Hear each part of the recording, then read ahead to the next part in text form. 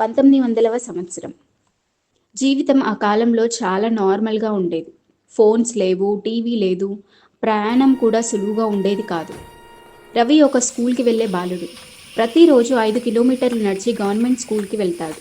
స్కూల్‌లో గ్రామం పెద్ద అయిన సర్పంచ్ కూతురు లలిత కూడా చదువుతుంది. ఆ ఇద్దరు ఒకరినొకరు ఇష్టపడేవారు. ఆ కాలంలో అబ్బాయిలు కానీ, అమ్మాయిలు కానీ బయట మాట్లాడుకోవడం జరిగే విషయం కాదు. అందుకే వారి స్నేహం చిన్న చిన్న సంకేతాలు చేసుకోవడంపై ఆధారపడింది.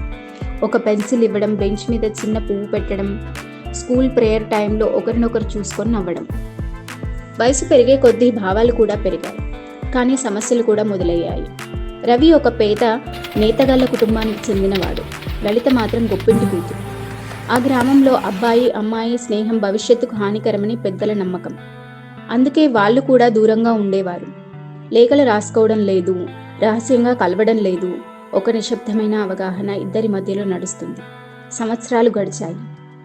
ఆ తర్వాత ఏం జరిగింది? ఇంట్రెస్టింగ్ స్టోరీ ముందుంది. Please like, share, follow. Thank you for watching.